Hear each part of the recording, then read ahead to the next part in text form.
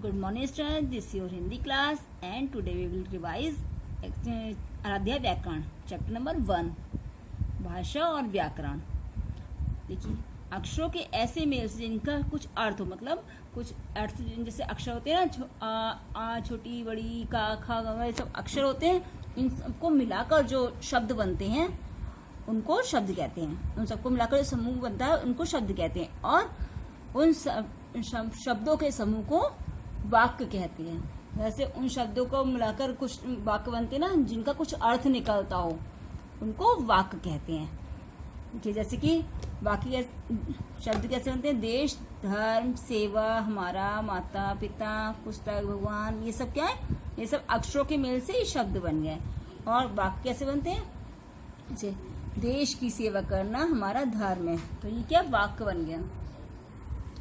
देखिए भाषा किसे कहते हैं, सार्थक शब्दों तथा वाक्यों का ऐसा समूह जिसके द्वारा विचार प्रकट किया जा सके उसे भाषा कहते हैं। क्या भाषा कितने प्रकार की होती है, भाषा 2 प्रकार की होती है, मौखिक भाषा और लिखित भाषा। मौखिक भाषा क्या होती है, जैसे हम जो मुंह से बोलते हैं, बातें करते हैं, वो होती है मौखिक भाषा। और लिखित भाषा जैसे जिसको कुछ लिखा जाता है, पढ़ा जाता है, वह लिखित भाषा होती है। हिंदी हमारी मातृभाषा है, ये हमारी राष्ट्रभाषा भी है। इसी प्रकार हम अंग्रेजी भाषा का भी अध्ययन करते हैं, तो ये सब हमारी क्या है, भाषाएं हैं। क्या लिपि,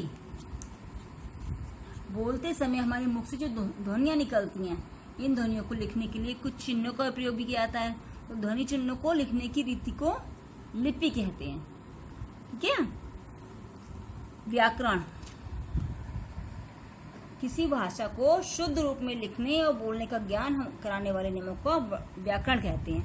मतलब किसी भाषा को शुद्ध रूप में लिखा जाता है ना, जैसे अगर हम अशुद्ध भाषा क्या होती है, जो वाक्यों को मिलाकर लिखते हैं, शब्दों को मिलाकर जो हम वाक्य बनाते हैं उनको सही क्रम में लिखना, वो शुद्ध भाषा होती है ना।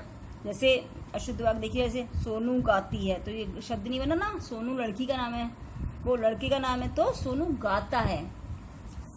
रचना, पढ़ती, लिखती और, तो ये क्या हुआ, कुछ भी शब्द नहीं बना, तो रचना, पढ़ती और लिखती है, ये से हमारे शुद्ध वाक्य बनते हैं, ये अशुद्ध वाक्य हैं।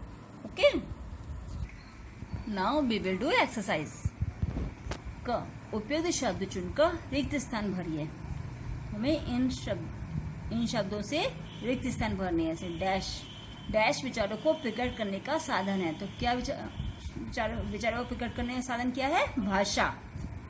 भाषा लिखिए ना। संसार में डैश भाषाएं बोली जाती हैं। कैसी भाषाएं, अनेक भाषाएं। कन्नड़ एक भारतीय भाषा है। ठीक है। डैश भाषा प्रयोग के नियमों का ज्ञान कराता है। डैश हमारी प्राचीन भाषा है। क्या है, संस्कृत हमारी प्राचीन भाषा है। सही कथन के सामने सही तथा गलत के सामने गलत लगाइए। नंबर 1, विचार केवल लिखकर ही प्रकट किए जा सकते हैं। गलत है, हम विचारों को बोल के ही प्रकट कर सकते हैं ना। हमारे देश में केवल हिंदी बोली जाती है, नहीं, हमारे देश में बहुत सारी भाषाएं बोली जाती हैं। तो ये क्रॉस, भाषा को लिखने का साधन ध्वनि है, ये सही है। नंबर 4, मोबाइल फोन पर भाषा का मौखिक रूप प्रयोग किया जाता है, तो ये सही है।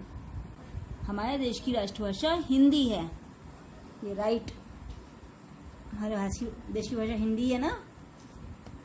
ग सही विकल्प के सामने राइट लगाइए।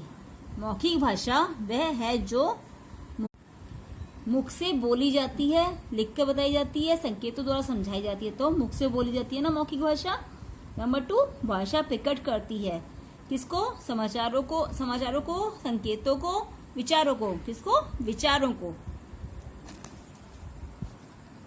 मलयालम बोली जाती है उड़ीसा में, केरल में, गुजरात में। कहाँ, केरल में। हिंदी की लिपि है बांग्ला, रोमन, देवनागरी। क्या है, देवनागरी। अब प्रश्नों के उत्तर देखिए। भाषा किसे कहते हैं, तो इसका आंसर है सार्थक शब्दों द्वारा वाक्यों का ऐसा समूह जिसके द्वारा विचार प्रकट किए जा सकते हैं भाषा कहलाता है। नंबर 2, भाषा की आवश्यकता क्यों होती है? एक दूसरे से बातचीत करने और अपने विचार एक दूसरे तक पहुंचाने में भाषा की आवश्यकता होती है। भाषा कितने प्रकार की होती है? भाषा 2 प्रकार की होती है, मौखिक भाषा, लिखित भाषा। नंबर 4, लिपि किसे कहते हैं? बोलते समय हमारे मुख से कुछ ध्वनियां निकलती हैं। इन ध्वनियों को लिखने के लिए कुछ चिन्हों का प्रयोग किया जाता है। ध्वनि चिन्हों को लिखने की रीति लिपि कहलाती है। नंबर 5, व्याकरण किसे कहते हैं? किसी भाषा को शुद्ध रूप में लिखने और बोलने का ज्ञान कराने वाले नियमों को व्याकरण कहते हैं। ओके, निम्नलिखित वाक्य व्याकरण की दृष्टि से अशुद्ध हैं, इन्हें शुद्ध करके लिखिए। तो देखिए, सत्य सदा हमें बोलना चाहिए, तो इसका सही शुद्ध क्या होगा? हमें सदा सत्य बोलना चाहिए। हमें पहले आ जाएगा, मतलब सर्वनाम पहले आता है। नंबर 2, लड़का जा रही है, तो लड़का जा रहा है। हम खाना खाएं, हमने खाना खाया। हरी ने दूध खाया, दूध खाया जाता है? नहीं, तो हरी ने दूध पिया। सूरज है निकलता पूरब में, सूरज पूरब में निकलता है। ओके, अब बताइए भारत के इन राज्यों में कौन सी भाषाएं बोली जाती हैं? गुजरात में कौन सी भाषा बोली जाती है? गुजराती।